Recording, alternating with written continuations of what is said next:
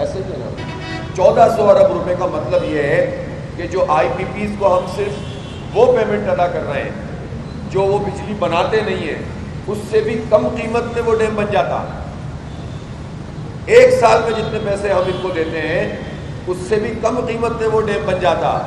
لیکن ہم نے اپنا وہ کام نہیں کیا، بلکہ ہم ان چند لوگوں کو ہماری خون پسینے کی کمائی کو جو ہے وہ نچوڑتے چلے جاتے ہیں.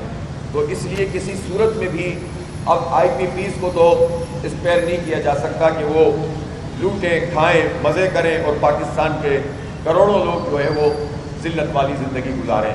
اس کے لیے حکومت کی طرف سے جب تک واضح اور متعین طور پر چیز نہیں ہوگی، اور ہم مذاکرات میں یہی چاہتے ہیں کہ یہ چیز بالکل واضح اور متعین طور پر سامنے آئے. ہم کسی جو ہے وہ وعدہ فردہ پہ یقین کر کے جانے والے لوگ نہیں ہیں. ہم سمجھتے ہیں کہ یہ آئی پی پی والا مسئلہ 100% ایڈریس ہونا چاہیے تاکہ چند ماہ میں پاکستان کے عوام کو ریلیف ملنا شروع ہو جائے اور پاکستان کی معیشت کچھ چل پڑے. ہم یہ چاہتے ہیں کہ تنخواہ دار لوگ جنہوں نے پہلے بھی ٹیکس جمع کرایا ہے، 368 ارب روپے جمع کرایا ہے، یہ تنخواہ دار لوگ اب مزید ٹیکسوں کا بوجھ برداشت نہیں کر سکتے. ایک طرف تنخواہیں ہیں اور دوسری طرف مہنگائی ہے. مہنگائی کے نتیجے میں اگر کسی کی مثال کے طور پر 1,00,000 روپے تنخواہ بھی ہے، 2,00,000 روپے تنخواہ بھی ہے، 3,00,000 روپے بھی ہے، 50,000 ہے، تو جو اگر 1,00,000 روپے تنخواہ ہے تو مہنگائی کے بعد اگر یہ ایک سال میں 20 سے 25% انفلیشن ہو جاتا ہے تو اس کے نتیجے میں وہ تو آدھی کتنی رہ گئی، 80%، 82% رہ گئی. یعنی جو چیز 1,00,000 روپے میں خریدی جا سکتی تھی وہ اب 1,20,000 روپے میں خریدی جائے گی. تنخواہ تو کم پڑ گئی ہے. پھر اس کے بعد آپ ٹیکس مزید بڑھا دیں جتنا پہلے اس نے دیا تھا تو آپ سوچ سکتے ہیں کہ اس تنخواہ کی حیثیت رہ کیا گئی اب. تو یہ تو کسی صورت قبول نہیں کیا جائے گا کہ آپ جو پہلے سے ٹیکس دے رہا ہے وہ مہنگائی کا بوجھ بھی برداشت کرے، وہ انڈائریکٹ ٹیکسز بھی ادا کرے. بجلی کے اوپر ٹیکس ہو، گیس کے اوپر ٹیکس ہو، آٹا چینی دال پہ ٹیکس لگا دیا، اسٹیشنری پہ ٹیکس لگا دیا، ہر چیز کے اوپر ٹیکس ادا کرے اور پھر ڈائریکٹ ٹیکس بھی اس سے مزید وصول کیا جائے. تو یہ مڈل کلاس لوگ، یہ سفید پوش لوگ کہاں جائیں گے؟ یہ خود چاہتے ہیں کہ لوگ کیا کرپشن شروع کر دیں، لوٹ پاٹ شروع کر دیں، ڈاکو بن جائیں. سارے ڈاکو بھی نہیں بن سکتے. کہاں جائیں گے یہ سارے کے سارے لوگ؟ اس لیے قوم کو اس کام پہ نہ لگاؤ، نوجوانوں کے لیے راستے بناؤ، ورنہ یہ نوجوان یہ فرسٹریٹ ہو گئے تو پھر انارکی ہوگی، فساد ہوگا، کسی سے نہیں سنبھلے گا. جماعت اسلامی کا یہ دھرنا یہ پرامن دھرنا ہے اور ہم نے اب تک حالات کو پوری طریقے سے کنٹرول میں رکھا ہے. اور اس لیے کنٹرول میں رکھا ہے کہ پاکستان کسی بھی نئے فساد انتشار کا متحمل نہیں ہو سکتا. پہلے ہی حالات بہت خراب ہیں، پہلے ہی ہمارے ہاں انسرجنسیز موجود ہیں، پہلے ہی یہاں پر جو ہے وہ لوگوں میں غم و غصہ پایا جاتا ہے. حکومت، اداروں اور عوام کے درمیان یہ گیپ بڑھتا چلا جا رہا ہے اور یہ گیپ جتنا بڑھتا ہے اتنا ہی فساد پھیلتا ہے. تو ہم مزید کسی ایسی چیز میں لوگوں کو مبتلا نہیں کرنا چاہتے، لیکن حکومت یہ سمجھے کہ یہ ہماری کمزوری ہے کہ ہم بیٹھے ہوئے ہیں بس اور وہ جو چاہے کرتے رہیں، تو ایسا نہیں. کہ آج 14واں دن ہے اس دھرنے کا. ہمارے مطالبات بہت واضح ہیں. آئی پی پیز کو لگام دو، اس کا پورا اثر بجلی کے بلوں میں لاؤ، تنخواہ دار کے ٹیرف کو کم کرو، بڑے جاگیردار اور جو لینڈ ہولڈنگز ہیں ان کے اوپر ٹیکس لگاؤ. پاکستان میں اس طبقے کو کیوں استثناء حاصل ہے؟ ایک غریب تو اپنے موبائل کے کارڈ میں ٹیکس ادا کرے، لیکن بڑی بڑی جاگیروں والے اگر ٹیکس ادا نہ کریں تو پھر کیسے چلے گا ملک؟ تنخواہ دار 368 ارب روپے دے، انکم ٹیکس کے جاگیردار 5 ارب روپے جمع کرائے پورے پاکستان میں. ہم چھوٹے کسانوں کی تو بات نہیں کر رہے، چھوٹے کاشتکاروں کو تو ہم کہتے ہیں ٹھیک ہے ان کو تو ریلیف دو، لیکن بڑے جاگیرداروں کو تو ٹیکس نیٹ میں لاؤ، ان سے تو وصول کرو. اور ان جاگیروں کو کہ جو جاگیریں انگریز کی عطا کردہ تھی، جو انہوں نے اپنی محنت سے نہیں کمائی، ان کی اولادیں مزے کر رہی ہیں، سیاست بھی ان کی، سماج پہ گرفت بھی ان کی، دولت بھی ان کی، معیشت بھی ان کی، زراعت بھی ان کی، پھر گنے کی فصل بھی ان کی اور ملیں بھی ان کی چینی. تو یہ ایسا طبقہ جس نے اپنی محنت سے نہیں کمایا، ان کی زمینیں تو کسانوں میں تقسیم ہونی چاہیے. لینڈ ریفارمز ہونی چاہیے. تو ہم یہ سمجھتے ہیں کہ پہلی مرتبہ پاکستان میں یہ بات ایڈریس ہو رہی ہے. جماعت اسلامی کو کریڈٹ جاتا ہے کہ اس نے محروموں، مجبوروں، مزدوروں اور کسانوں کی بات کی ہے اور اس سسٹم کو بالکل عیاں کر دیا ہے کہ کون لوگ ہیں جو اس پورے نظام کے سے فائدہ حاصل کر رہے ہیں اور کون لوگ ہیں کہ جن کا استحصال کیا جا رہا ہے. لہذا جاگیروں پہ بھی یہ ٹیکس لگنا چاہیے. اور اسی طرح ہم یہ سمجھتے ہیں کہ یہ جو انہوں نے ایکسپورٹ کو خراب کرنے کے لیے ایف پی آر کو کھلی چھوٹ دی ہے کہ آپ جائیں اس کا تجزیہ کریں اور پھر اس کے نتیجے میں جس کو چاہیں، اور ان کو عدالت کی اختیارات دے دیے، اس کے نتیجے میں جو ایکسپورٹر ہے وہ ایکسپورٹر کہتا ہے کہ ہم ٹیکس دے سکتے ہیں. ٹیکس میں اگر آپ کچھ تھوڑا سا اضافہ کرتے ہیں وہ اس کو بھی قبول کر لیتے ہیں. لیکن وہ یہ چاہتے ہیں کہ جس طرح چل رہا تھا کہ آپ ڈائریکٹ ٹیکس ہم سے لے لیں اور یہ ایف بی آر کا دھندا اس میں شامل نہ ہو. تو یہ بہت جائز مطالبہ ہے. ایک نئے خرابی اور کرپشن کی طرف کیوں دھکیلنا چاہتے ہیں؟ لہذا سیدھا مطالبہ ہے ہمارا کہ ایکسپورٹر سے آپ ٹیکس لیں اور اسی طریقے سے لیں جس طرح چلا آ رہا ہے. ایک نیا فساد پیدا کرنے کی ضرورت نہیں ہے. ایف بی آر کا جہاں تک تعلق ہے، ایف بی آر کے 22 سے 25,000 ملازمین ہیں اور آپ کو معلوم ہونا چاہیے کہ خود ایف بی آر میں کچھ انویسٹیگیشن کی گئی ایک زمانے میں، زیادہ پرانی بات نہیں ہے. 1299 ارب روپے کی وہ کرپشن سامنے آئی کہ جو پیسے ٹیکس میں وصول کیے جانے تھے اور رشوت لے کر چھوڑ دیا گیا. ٹیکس نیٹ کی بات ہی نہیں کر رہا میں، جو بڑا نہیں، لیکن جو ٹیکس دے رہے ہیں ان کو رشوت دے کر چھوڑ دیا گیا. وہ 1299 ارب روپے. آپ مارے پھرتے ہیں لوگوں سے، 1 ارب ڈالر کی بھیک مانگتے ہیں، 2 ارب ڈالر کی بھیک مانگتے ہیں. یہ تقریباً 4-5 ارب ڈالر بنتے ہیں جو صرف ایک ایف بی آر والا کرپشن کر رہا ہے. جبکہ ٹیکس جمع کیا کر رہا ہے؟ وہ ڈائریکٹ ٹیکس سے آپ اتنا سارا ٹیکس جمع کر لیتے ہیں، امپورٹ پہ ٹیکس کاٹ لیتے ہیں. تو اتنے ملازمین کو ہم پالیں، ان میں سے بے شمار کی کرپشن کو بھگتیں، سسٹم کو مشکل کریں. تو یہ ایف بی آر، ابھی نئے لنگڑیال صاحب چیئرمین بنے، اب یہ ان کا کام ہے نا کہ یہ 1200 ارب روپے تو میں بچا کر دیں، 1300 ارب روپے. تو پیسے موجود ہیں. یہ پاکستان ایسا نہیں ہے کہ بانجھ ہو گیا ہے. یہ پاکستان، اس میں پوری صلاحیت موجود ہے، چیزیں موجود ہیں گئے گزرے حالات میں بھی. لیکن اگر سب لوٹ مار کرتے رہیں گے اور سارا بوجھ عوام پہ ڈالتے رہیں گے، یعنی ایک محکمے کی کرپشن اگر ختم ہو تو پاکستان کے یہ بجلی کے بل کتنے کم ہو سکتے ہیں. لیکن یہ کام کرنے کے لیے حکومت تیار نہیں ہوگی، اور اس کا سبب یہ ہے کہ یہ بھی ایک پوری نیٹ ورکنگ ہوتی ہے.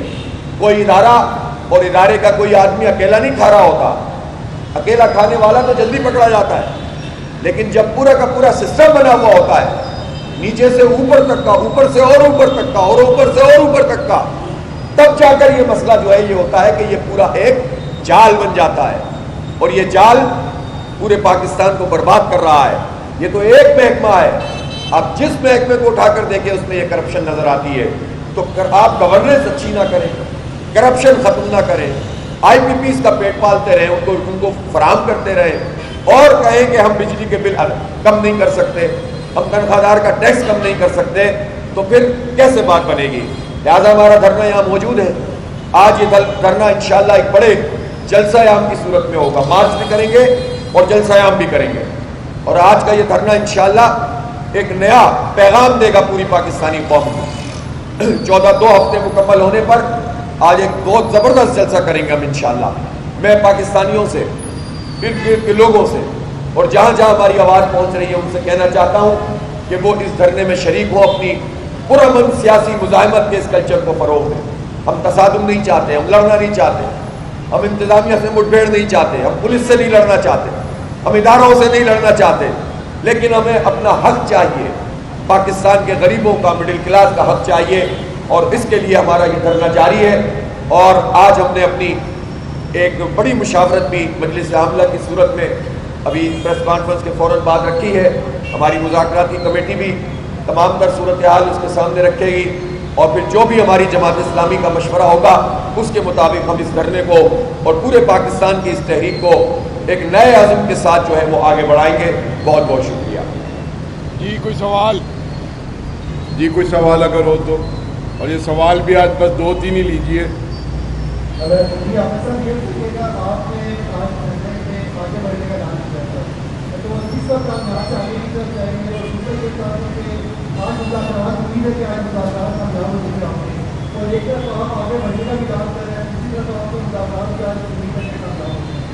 بات یہ ہے کہ ہم نے تو پہلے ہی کہا ہے کہ ہم کوئی بھی ایسا کام نہیں کرنا چاہتے جو آئین اور قانون سے ماورا ہو، قانون کو ہاتھ میں لینے والا ہو. یہ ہمارا حق ہے کہ ہم کبھی مارچ کریں، کبھی واک کریں، کبھی آگے بڑھیں، کبھی پیچھے ہٹیں، پرامن طریقے سے موجود رہیں. ایک گملہ نہیں ٹوٹا یہاں، ایک پتھر نہیں پڑا کسی پر. الحمدللہ اللہ کی ذات سب سے بڑی ہے. یہ جماعت اسلامی ہے، یہاں کسی کو کوئی تکلیف نہیں ہے. بازار کے لوگوں کی سیل بڑھ گئی ہے اور لوگ جو ہیں وہ مطمئن ہیں، اس لیے کہ سب کی آواز ہے. ذرا کوئی تکلیف محسوس بھی کر رہا ہے تو یہ سمجھتا ہے کہ یہ چھوٹی تکلیف ہے. جس تکلیف میں ان لوگوں نے مبتلا کیا ہوا ہے حکمرانوں نے، وہ بہت بڑی تکلیف ہے. تو اس لیے جماعت اسلامی کا مارچ ہو یا جماعت اسلامی کا دھرنا ہو، جماعت اسلامی کا جلسہ ہو یا واک ہو، یہ سب چیزیں پرامن طریقے سے ہوتی ہیں. اس لیے حکومت کو اس پہ کوئی اعتراض کرنا ہی نہیں چاہیے. ہم بھی مارچ بھی کریں گے اور یہاں جلسہ عام بھی کریں گے. کوئی ہمارا ایسا ایجنڈا نہیں ہے کہ ہم جلاؤ گھیراؤ کر رہے ہوں، توڑ پھوڑ کر رہے ہوں. اب یہ حکومت کا کام ہے کہ پرامن تحریک کو وہ اسپیس دے، بجائے اس کے کہ وہ حالات کو اس طرح سے بنا دے کہ افراتفری ہو جائے، انارکی ہو جائے. تو وہ حکومت کی ذمہ داری ہے. مذاکرات کا جہاں تک تعلق ہے، وہ ہم نے یہ فیصلہ کیا ہوا ہے کہ ہم مذاکرات کو بند نہیں کر رہے. حکومت کو چاہیے کہ وہ ہماری بات مانے. روز بات کر رہے ہیں، روز ان سے جو ہے وہ اپنی تجاویز اور جو بھی مطالبات ہیں ان کے سامنے رکھ رہے ہیں. بہرحال 4 دور ہو چکے ہیں، آج بھی ہو سکتا ہے کہ دور ہو جائے تو وہ بھی جاری رہے گا.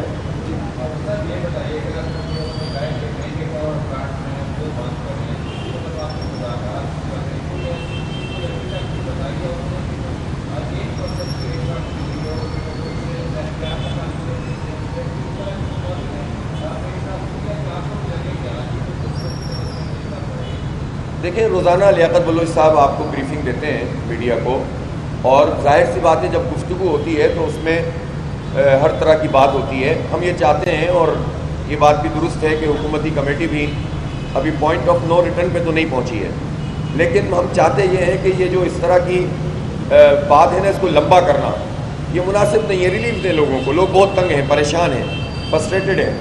اس لیے ماحول تو ابھی تک اچھا ہے ان سے بات چیت میں، لیکن ماحول سے کچھ نہیں ہوتا. اقدام ہونا چاہیے اور چیزوں کو لاک ہونا چاہیے.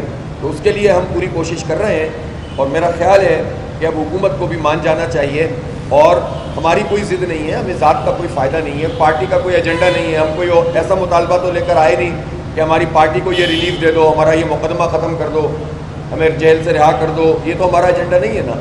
ہمارا ایجنڈا یہ ہے کہ پاکستان کے عوام کو اس معاشی بحران سے آزادی دو اور ان کو جینے دو.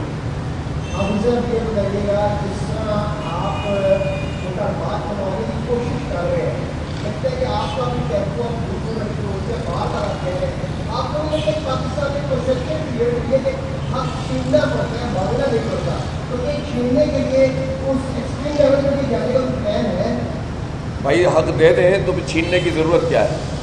ہم تو یہی چاہتے ہیں کہ حق مانگنے آئے، خیرات مانگنے تو نہیں آئے. تو جب یہ طریقے سے نہیں مانیں گے تو پھر حکمت عملی بنائی جائے گی اس کے بھی.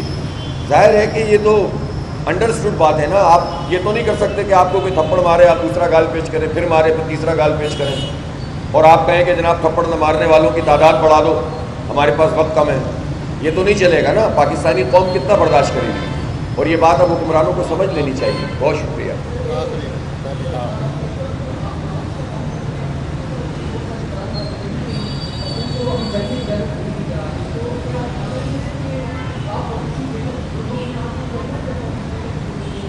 اول تو یہ ہے کہ ہم جو کام بھی کر رہے ہیں بالکل برسر زمین کر رہے ہیں، اور ہمارا بھی راستہ روکا گیا، ہمارے لیے بھی کنٹینر لگائے گئے، ہمیں بھی اسلام آباد میں داخل ہونے سے روکا گیا، اگرچہ کہ ہم نے رکاوٹیں ہٹا دی تھیں، لیکن ہم نے پرامن طریقے سے اپنی اس تحریک کو آگے بڑھانے کا فیصلہ کیا.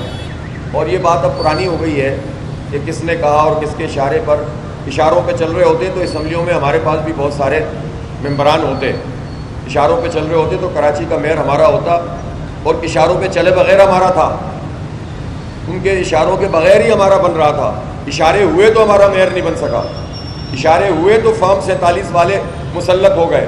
اس لیے جماعت اسلامی کے بارے میں یہ بات کر کے ایشو کو کنفیوز کرنے والی بات ہوتی ہے، ڈیفیوز کرنے والی۔ اس وقت کا ایشو عوام کا ریلیف ہے، اس لیے اس کو ڈیفیوز نہیں ہونا چاہیے۔ بہت شکریہ۔